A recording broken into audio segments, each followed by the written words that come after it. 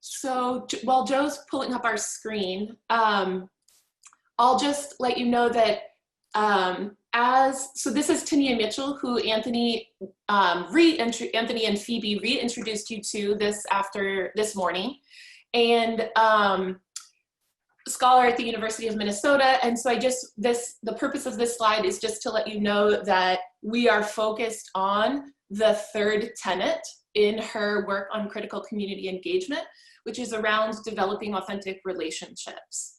And a couple things here to mention. That one tenet, which will be our focus for this session, what's powerful about it, oh, am I waiting? Yeah.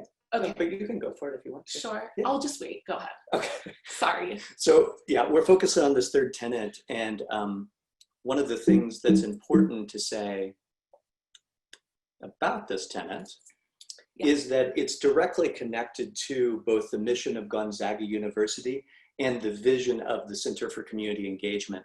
So in that mission statement, the very first sentence there, it says that our university is an exemplary learning community that educates students for lives of leadership and service for the common good. That common good is a real aspirational idea, but I think something really important to think about is if we're actually invested in the common good, the pathway to that common good is based in authenticity in our relationships with the people around us and the people that we do not know yet. As well, in that fourth paragraph there, it says, the experience is supposed to foster a mature commitment to the dignity of the human person, social justice, diversity, intercultural competence, global engagement, solidarity with the poor and the vulnerable, and care for the vision statement talks about that every person has infinite worth, and together we can create a more just and equitable world. So each of those things, both in the university and in the center, I think this session and that tenet of critical community engagement is so intertwined with what we're trying to do at the university and in this center. Thanks, Joe. Yeah. So a couple just background pieces that we would want you to know about. This work comes out of the Industrial Areas Foundation, our local chapter of the Industrial Areas Foundation, which was founded in Chicago.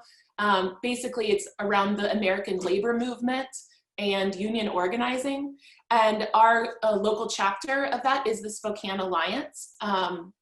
So just be looking out for that organization. They're the ones Joe and I went to an all-day training and learned about this technique from them. Basically, the idea of having an authentic relationship and striving for developing authentic relationships in your lives, I want something important to stress there is that this is an empowering tool. This is the tool that you, in doing your critical community engaged learning work, you have the most control over this, right? We don't always have control with upended power dynamics. We don't always have control over social justice issues, but we do have control about how we show up in our relationships and how we treat and engage with other people. And then lastly, the Spokane Alliance and the Industrial Areas Foundation calls this technique of the one-to-one relational meeting the most radical thing we do. That means that through this one tenet and through exploring developing authentic relationships, you can be upending power dynamics that are out of balance and not distributed equally, and you can be making the world a more just and equitable place. So some good news in light of everything else that doesn't feel good right now. Yeah. Go ahead. Okay, go. A one-to-one relational meeting is a 20 to 40-minute meeting. You don't have to have them that long, and we don't often have 20 to 40 minutes to be in a one-to-one relational meeting with someone. But this is their tool for organizing people. Unions and the American labor movement often says that our way to power is through people power, and what that means is by coming together towards collective action and collective causes, me being an ally with Justin and with Sarah and with Phoebe, that now we're building people power, and I have a vested interest in Justin, Sarah, and Phoebe's interests. This is in contrast to money as power, right? So I just want you to understand kind of some of that background. Just one thing to add on there.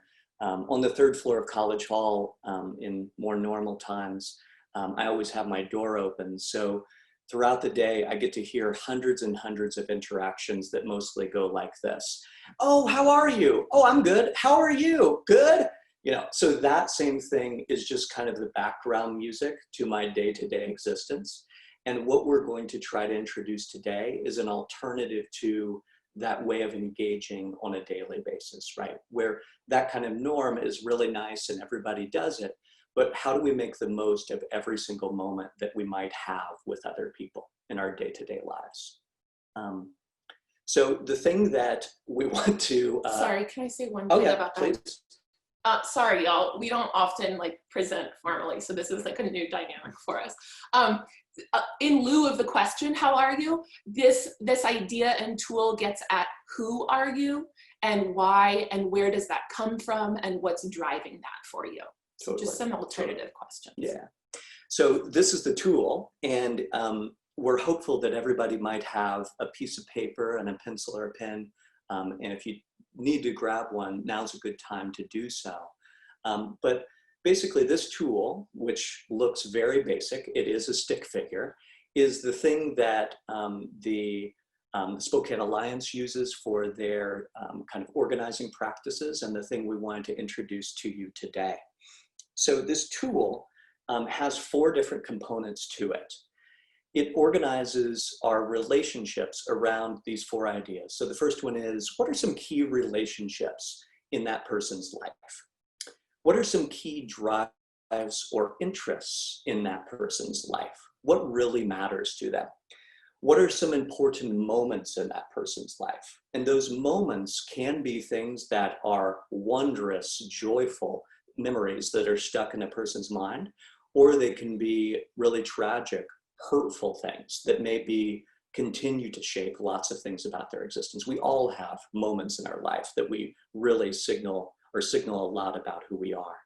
And finally, key institutions. Okay?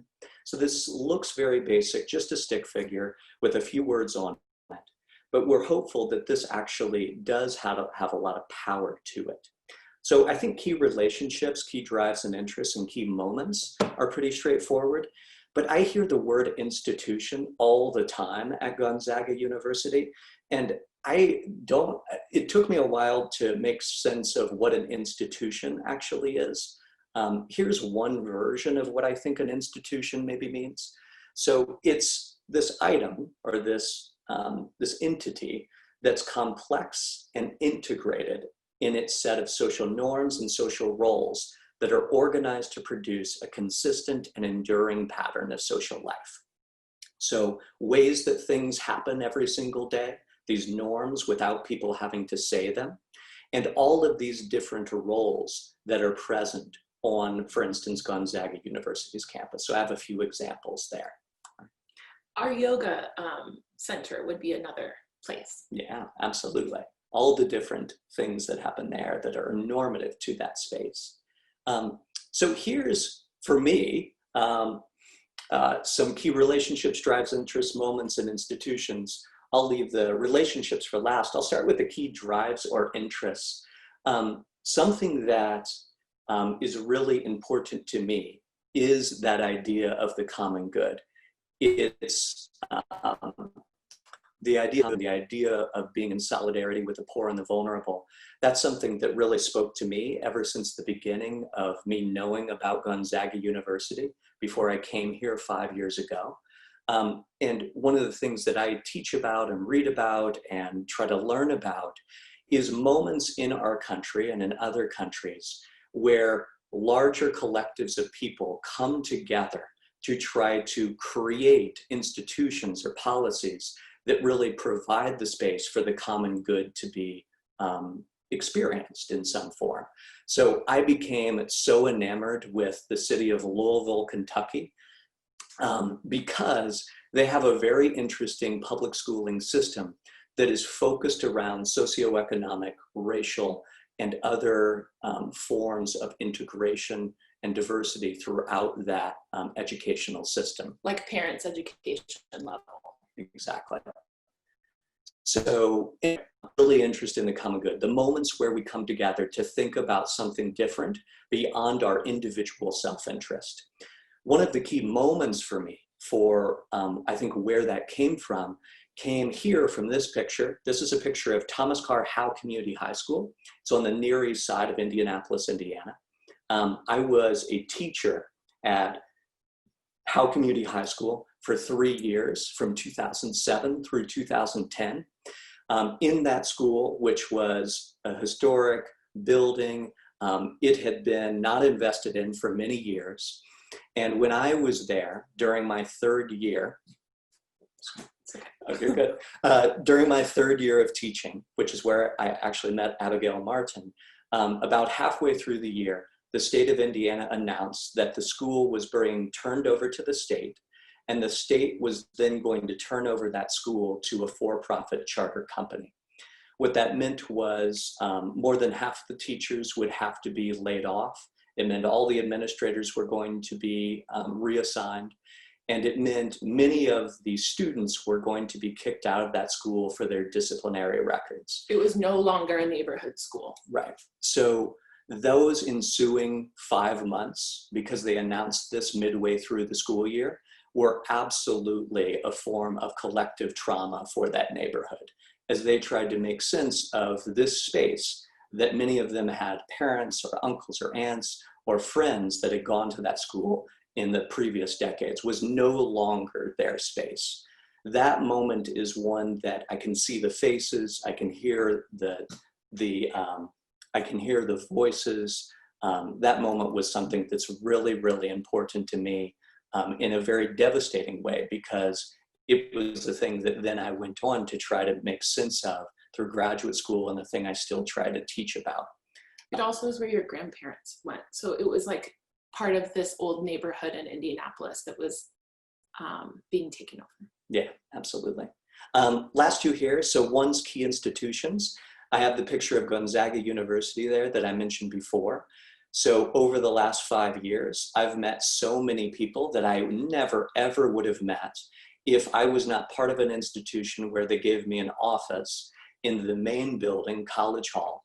It means I have, when we're not in a pandemic, chances at hundreds and hundreds of interactions every day. When people graduate and they come back, they know where to find me. I have networks where I can touch, or I can get back in touch with all kinds of people that have graduated. It's just an institution that has been really, really important over the last 5 years for me to make sense of my life in Spokane. And the last one, the picture I have here is of Austin Johnson, someone that I believe is a very key relationship in my life. I'd like to think that Austin thinks the same of me, but I'm not sure. I met Austin in January of 2017. He was taking a class with me. And we've formed what I think, from my perspective, is a very close relationship since then. We have done a lot of things with this walking school bus program together in elementary school neighborhoods. I see Austin for bike rides and for meals and to talk about everything and anything. And he's someone that I look up to in a lot of ways, because the way that he engages with people, particularly youth in the community, he just kind of embodies this idea of authenticity with every breath when I see him around youth. This is a little snapshot about me. It's not everything about me, but it's 4 areas and one of these 4 different components that I just shared briefly about. Okay? I would just say too that all of these things, like when you're self-examining, as we're going to do next, they can be the absence of those things too, for example. So we don't have children, and that's the plan and always has been the plan.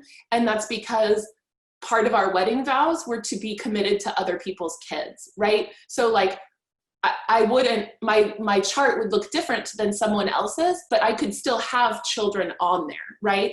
I work with youth. I was a public school teacher. Like, we've always been consumed with other people's kids. So these can be moments that have happened or that have not, right? Austin, one of his dreams is to be a father one day. And so that could be a future key moment of his that he knows he will want to have, right? So just something to keep in mind. Absolutely, that's a good point.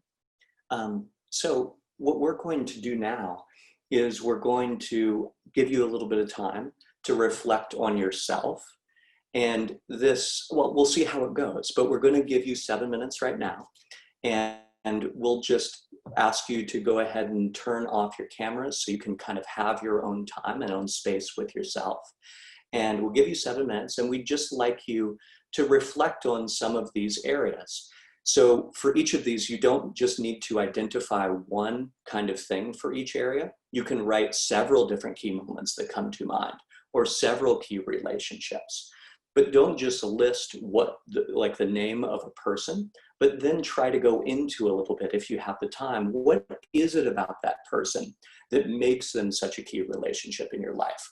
What is it about that moment that is so important for you being you at this moment on planet Earth, right? So an example of what Joe's talking about, just to get really specific, is when we did this at the training the first time, I wrote down that one of my key drives and interests was basketball, right? I just enjoy it. I don't play, but I enjoy watching it, and it's fun and whatever. And then when I had to do that second part, the analysis of, someone asked me, where does that come from, right? And I realized, I usually get choked up at this part, so I'm sorry if I do, and that makes you feel weird, but don't be weirded out, I cry every day. So I realized that it's not really basketball that's like a drive or a motivator for me, but it was always an activity I got to do and play with my father. So we would watch the tournament together every year. It would make space, carve out space for us to talk, and guaranteed us like precious bonding time, right? So it's not really basketball. That's what Joe means about getting underneath the thing. Where does that come from? Why? What's driving that? Beautiful. So we'll leave this up so that you know the 4 different dimensions there, and we'll start the timer for 7 minutes and bring you back in at about 1:32 here in 7 minutes. So in this time, you can leave your cameras on or turn them off, whatever makes you feel comfortable, but just try to write on this and focus on this for the next 7 minutes. Write anything or everything and go from there. Good job.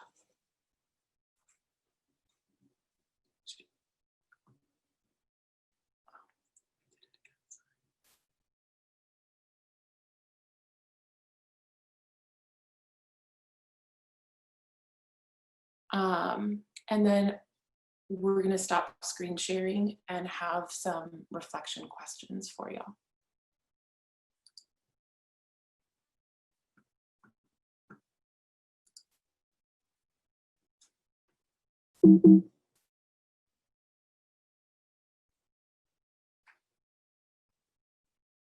Everyone's faces. And if you're able, I don't know, for the sake of like a simulated conversation, it could be helpful to turn your camera on, but there's no pressure if that's not your preference. And then additionally, if you're in a quieted enough space, feel free to unmute yourself. If you're in a place that perhaps there's some background noise, we'll let you be the judge and jury on all of that. But trying to have an open conversation remotely from all across the land is awkward. But we're gonna try. So we have 3 questions, and being former teachers, we're fine with wait time. So hang in there. I'd love to hear from at least 2 people on each of the 3 questions. So if the spirit moves you, holla, okay? The 3 questions, just so you can have them in the back of your mind. How did that feel is kind of generally where these questions are. But what was easiest? Perhaps there was a category that was, you felt like you were really rolling on. The second question will be, what was the most difficult? Joe had mentioned, for example, for him, that institution one was like really hard to be like, what places and spaces are important to me? And then lastly, what lingering questions do you have? So let's start with what was easiest.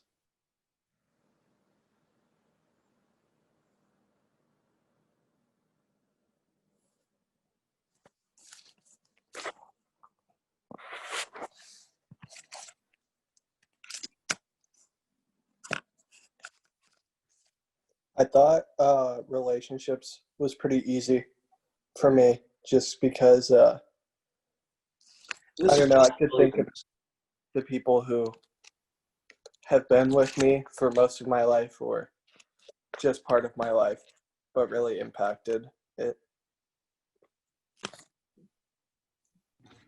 Yeah, Yeah. I thought Sorry, go ahead, Justin, please.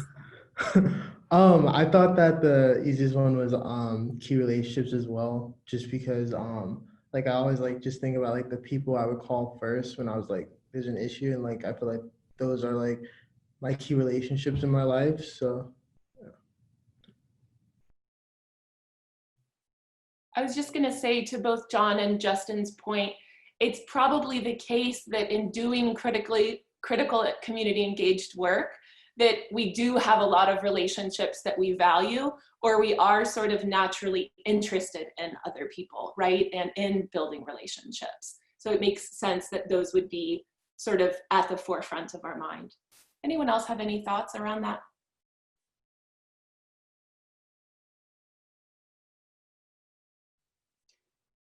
Was another category other than relationships easy for anyone or easier? For me, the category that was easiest was key interest, just because I feel like right now I'm in a season of my life where my relationships are kind of shifting.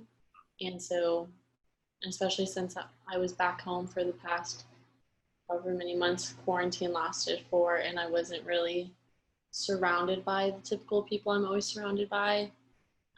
But throughout that, my interests remained the same, but I would say my relationships have definitely changed over the past year. It's a really good point, Ciara.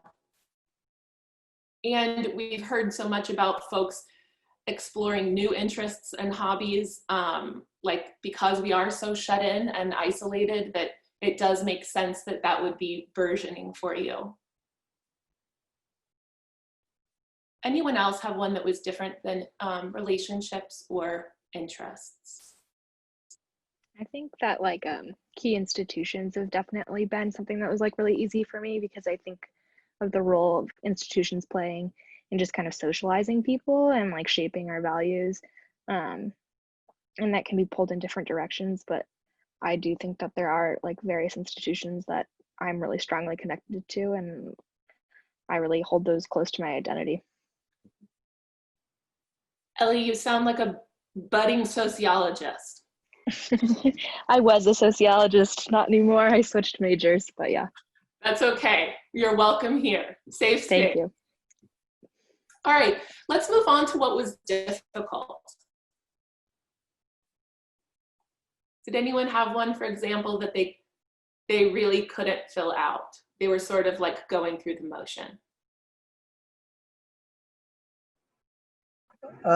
I guess kind of for the exact same reason Ellie was saying, I thought that the institutions was the hardest for me, because they're so impactful on kind of how they shape me. It's really easy for me to see like, what am I interested in, and kind of dive deeper into that. But when I think of like, oh, I go to Gonzaga University, how in all the ways has that shaped me for this very specific reason? So kind of for that exact same reason, I found that the hardest to kind of dive into a little bit.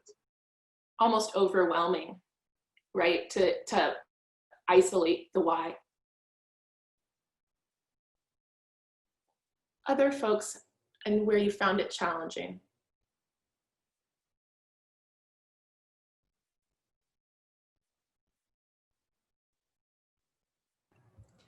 I think that key moments was both the most difficult and the easiest for me, if that's possible.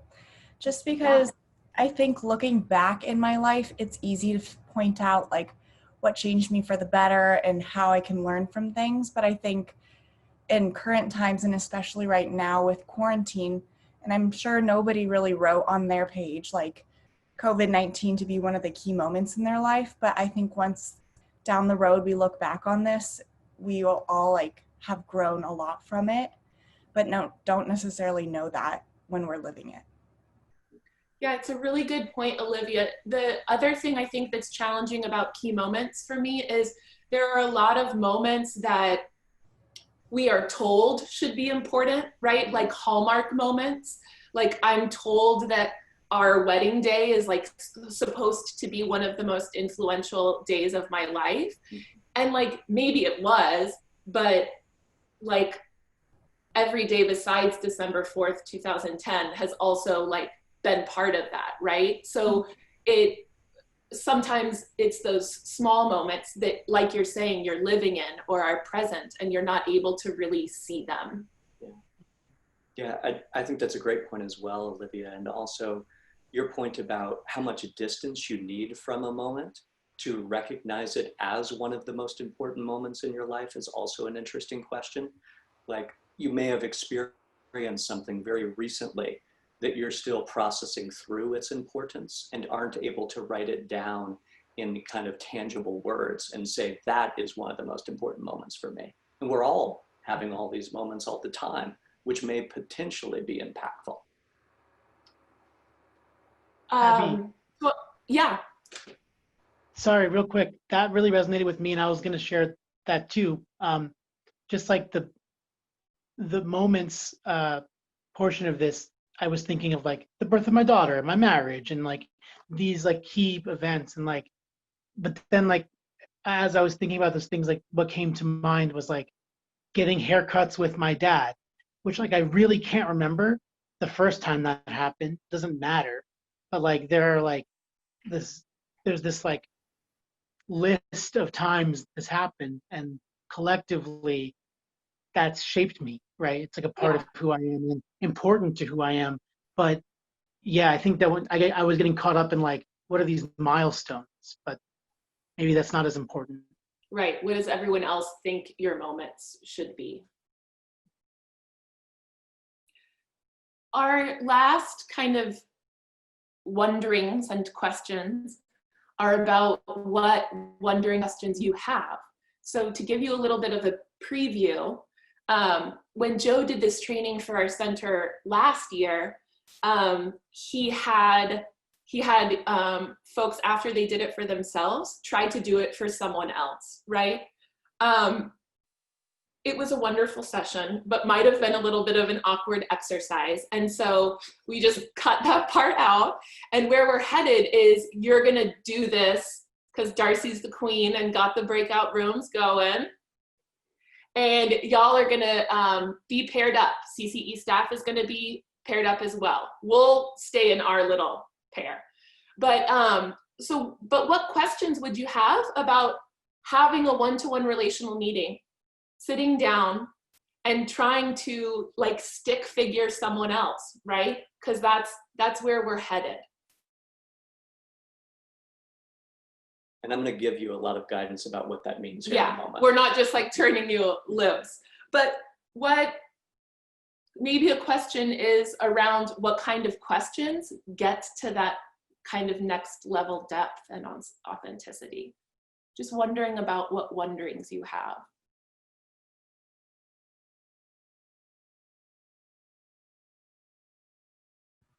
My view of this whole thing is that it all connects around purpose. And I was seeing that as you described the example before we did the exercise ourselves, just how each of these examples of a person or a place or a thing that was in your life connected to where you're now, or for us more where we're going after college or during college. And so I think if people are up for it, just responding to like the question of like, what do you think your purpose is and what is your direction you're going?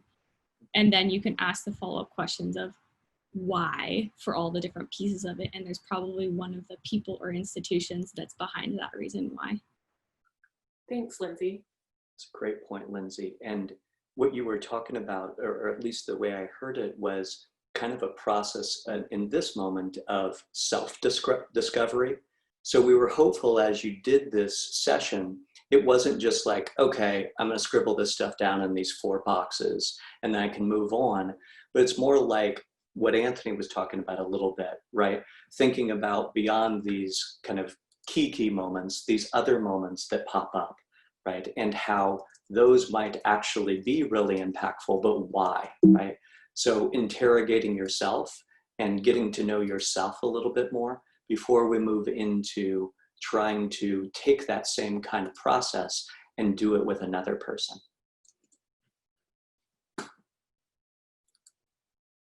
Other thoughts or wonderings?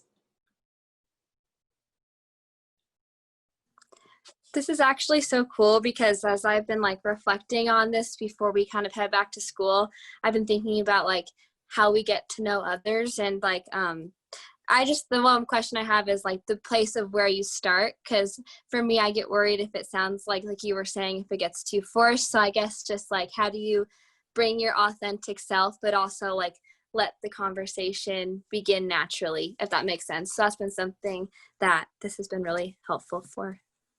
Claire Fitzgerald from downtown leading us right into the next slide. All right, let's see. Let me share my screen here and I'll go through and answer that very question. And Claire, I would say that was, so a couple of the concerns that have come out of this were right on time. One is that, like that question, typically we start off, like socially, we're conditioned to start things off with how are you? But it's not actually a very deep question, right? And people don't really have time and they're not often slowing down, like Joe's example of College Hall. Another thing that, not people like myself, because I tend to not have very well developed boundaries, but so I kind of ask everyone everything, which I'm sorry if that's ever annoyed you. But we are sort of trained to respect other people's privacy, or maybe that's not something that they want to get into. So we will encourage you to be brave about whatever your boundaries are. And this is an exercise. You don't have to share something if you don't want to. But one of the tenets to explore in this exercise is around vulnerability. And so now to answer Claire's question about how we start. Yeah, so much of this comes from the training that we did with the Spokane Alliance, but some of it is our own kind of wonderings and musings from teaching this and sharing it with others and our own experiences over the last couple of years. But the way that they talk about for how to begin a one-to-one relational meeting, which is what they describe as the most radical or the most radical thing we do, is to start out by just saying to another person, looking at them and saying, tell me about yourself. And then what they say to do is that this has to be a space of shared vulnerability. So a lot of what they focused upon in the training and a lot of what we want to try to bring into this authentic relationships session is shared vulnerability and trying to lean into and really explore difficult topics together. I think normatively in the United States, frequently, many of us shy away from those difficult topics or try to move to things that aren't so difficult, but this really is a spot to really dig into and ask why, okay? This is a time where you're fully lost in the other person. So you're trying to be wholly present. You're trying to maintain eye contact in this weird virtual way, but it works better in person, but we'll do our best here. And the stick figure that we just used, that activity, it is this thing that is kind of in the back of your mind, each of your minds in this case, as sort of a guide. So you're constantly kind of zooming in and out to that stick figure in the back of your mind to think about what of those 4 dimensions have you each sort of talked about so far? What do you need to return to explore more? And how can some of those dimensions connect to others? So we asked you to write about yourself. What we're going to ask you to do now is not simply for one person to look at the other, look down at their sheet and read off all the things that they just wrote down. So we're not trying to sort of regurgitate that back to each other. It really is this process of attempted mutual discovery together. So we're talking about things, we're listening to the other person, we're sharing our own connections to that person, but we're not simply just saying what we wrote down. We're really thinking throughout this. So, sorry, 1 second. Some of what we heard last year was like, what did you put for interests, right? And then that's like the question structure. What did you put for relationships, right? Instead, we're leading with, tell me about yourself, and then we'll give you some more backup questions. Yeah, and importantly, this is not supposed to be scripted, as Abby was just saying, right? So you're not trying to think about what you're going to say next. You're really just listening to the person, asking follow-up questions, and trying to be joyfully lost in the moment together. You're trying to listen for the feeling behind their story. You're trying to observe and be in tune with their body language as you're having this interaction. A couple more things here. You're really trying to draw out and share your stories. So it can be easy to say something like, oh, so, you know, tell me about yourself. And someone's lists a couple key relationships, and then you just move on to the next category or something like that. In this forum, it really is a time to go deeper. If you don't get to all the categories, it is okay, because you want to draw out, all right? It's not an interview, so it should feel reciprocal and giving and taking.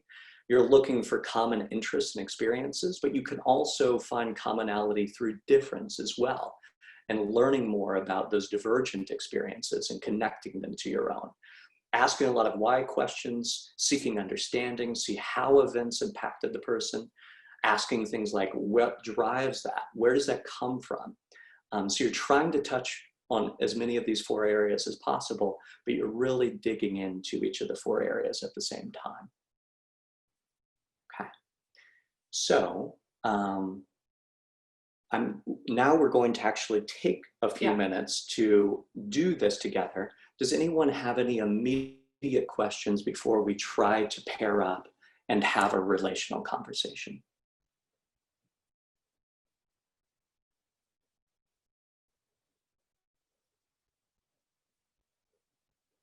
So just to clarify, on this current slide, it says we'll take turns being the sharer and the listener.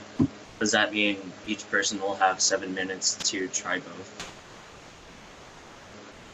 Yeah, great question. So in general, if you have a one-to-one relational meeting, it would be a longer 20 to 40 minute thing where it would all be reciprocal the whole time, give and take.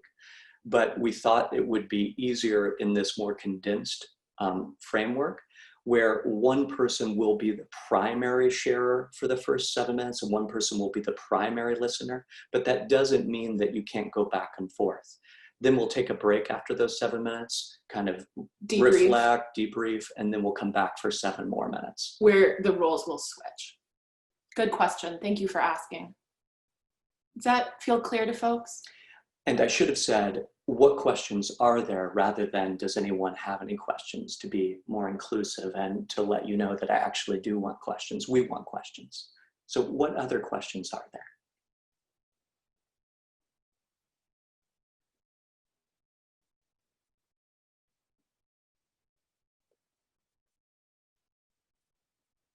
All right, let's get started.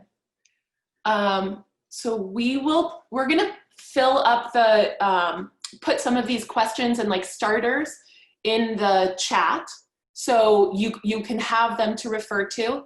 You can't mess this up, right? It's your first time, some of you doing this. You're gonna have an opportunity to try again. So we're just asking you to try it and start with, it'll be 7 minutes long. I'll keep time. And Darcy, are you able to put us in? Please remember to start with tell me about yourself.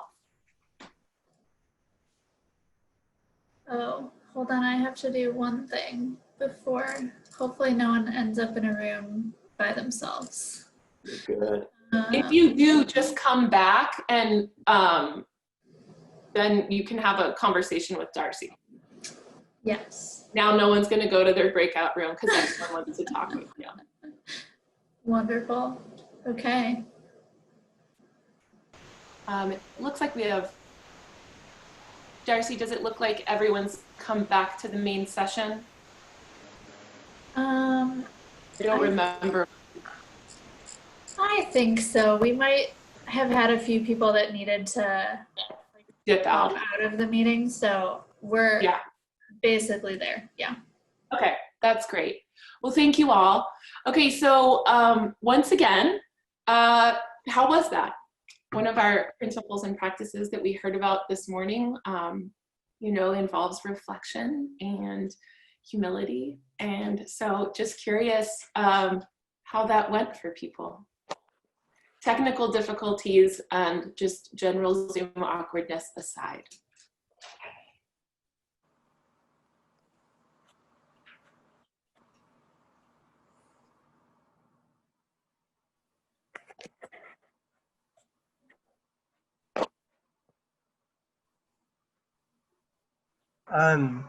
I definitely think it's easier to kind of find conversation topics with that prompt because it, I guess, kind of encourages people to say something that they actually want to talk about. Whereas, kind of what Joe was saying earlier, the "Hi, how are you? Good. How are you? Good," doesn't really give you anything to build off of. And I think you learn a lot more about the person by doing it this way too. It's an interesting contradiction, isn't it, Sam? Because we would think that by asking a question, you know, we're often encouraged to ask open-ended questions, and we would think that asking a question instead of using a declarative sentence, "Tell me about yourself," right? We would think that we would get the reverse kind of responses. But in fact, the question itself is so programmed that it becomes limiting, right? It does the opposite of what the question is intended to do. Other thoughts, observations? Perhaps something was hard or difficult? Or something that you appreciated in your few minutes with the other person? I think one thing I appreciated about the conversation that I had with my partner, which, and also like the pillars that we were given of like the people, the institutions, drive, like the key moments, those kind of give like a fast track to like the deeper level conversations.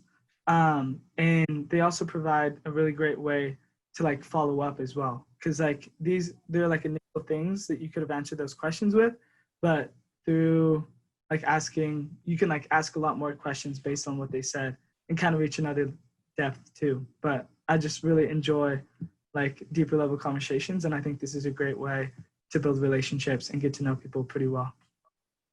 Thanks, Michael. And really good observations on getting to that next level and depth, right? Because when we talk about developing authentic relationships, it's easy to get really hung up on that word, authentic. Like there's a certain type of relationship that is an okay relationship. But when we talk about developing authentic relationships and doing this kind of work, we're talking about that vulnerability, that depth, that humility, and that search for connection and connectivity. That's really what we need when we talk about authentic. It's not a right or wrong, a good or bad, it's a connection. Thank you. Other wonderings or observations?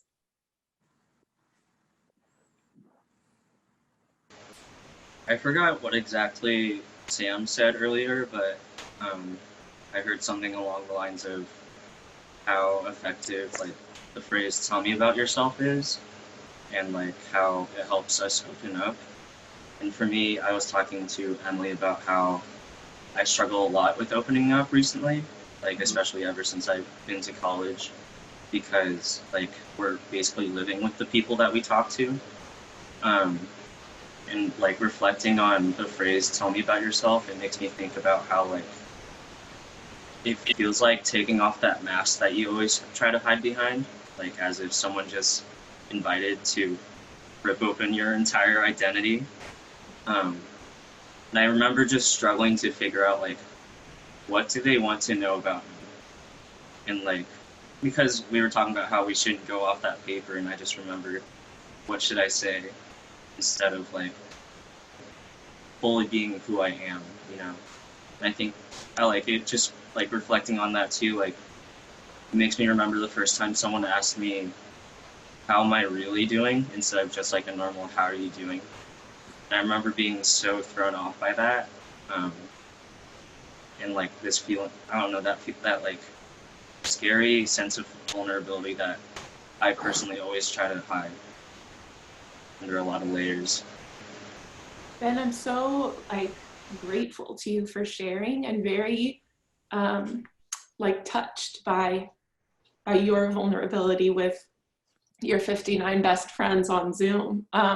Really, like, I so appreciate having heard from so many of you about the challenge of this time. And it's interesting to think that when we talk about developing authentic relationships, that's also what we've all so desperately missed for 5 months, right? Is being connected to our loved ones and our families. So thank you so much for sharing.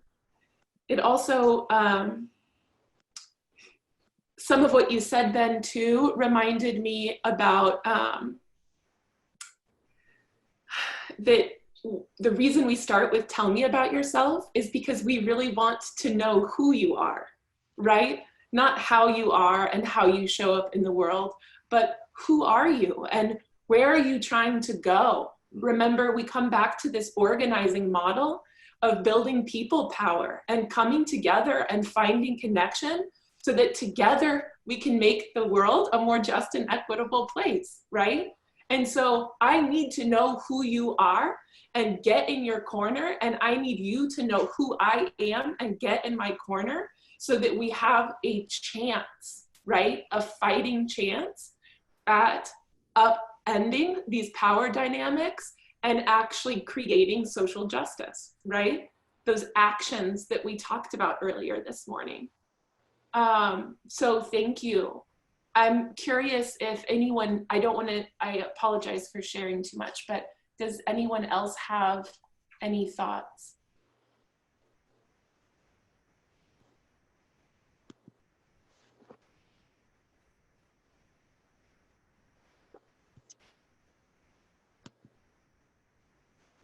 One question or caveat I would like you, it sounds like there were some real generative conversations.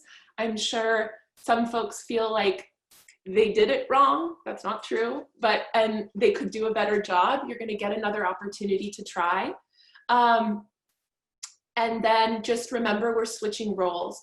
One caveat or like pitfall that I would encourage you to explore a little bit as you're doing the zoom in and zoom out of the conversation, as Joe mentioned, is that we can get in, when we're trying to have relational conversations, we can get into talking about a thing, right?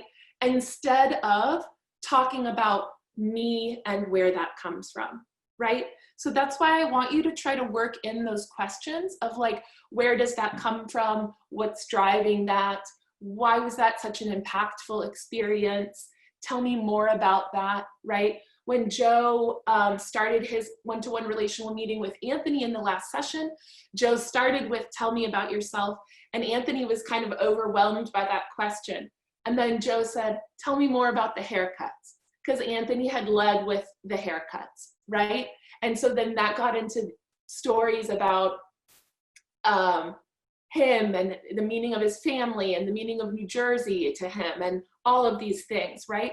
So we want to make sure that we're constantly bringing it back to the source. Where does that come from, right? Instead of getting lost talking about the thing. I gave you the example earlier about basketball. It would be really easy for me and Darcy to be having a conversation about how much we love basketball, right? And then all of a sudden what happens is Darcy says me too, and we're now having a conversation about basketball.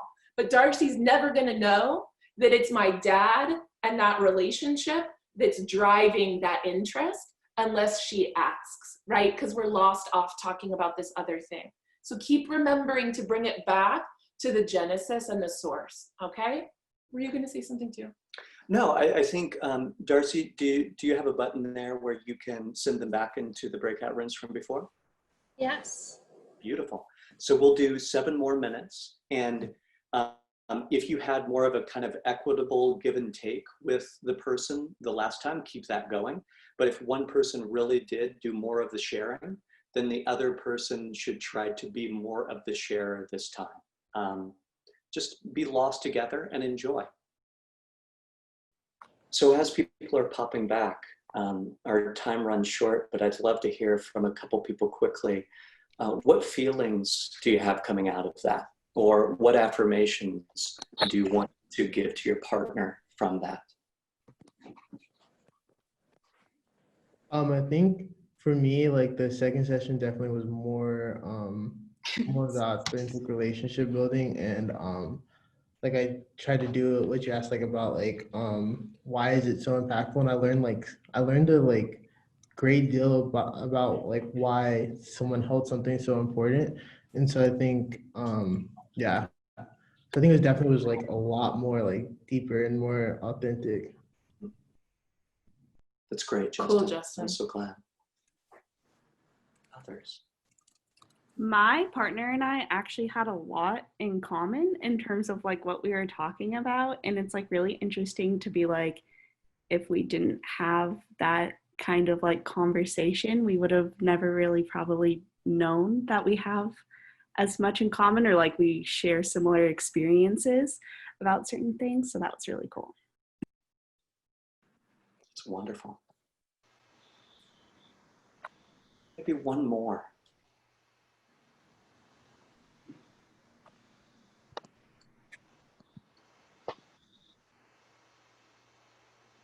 I'll go. I don't know how the breakout rooms worked, but I got paired with the same person the second time. Was everyone's like that, or just, yes? Okay, cool. So for me, that was a cool like way of showing, okay, you have a foundation with someone. You already know some things about them, and then it's so much easier to just talk and kind of understand where their headspace is at, instead of something where you're looking at a face, especially on Zoom, and you don't know anything to go off of with a conversation. And I think in person, when you're building relationships, you can do that also, because you can see like, what kind of clothes do they wear? Where did you see them on campus? What kind of textbook are they carrying? All of those little details that could spark a conversation. We don't have any of that with Zoom, except for maybe like a background, something. But that's a challenge for us this year, to find ways to still connect if we're not seeing a full person and their environment and all of that. Excellent. Yeah, for sure. And that's a great kind of a lead into Segue, to the last couple little things I wanted to mention here before we run away. Give me 1 second so I can share this.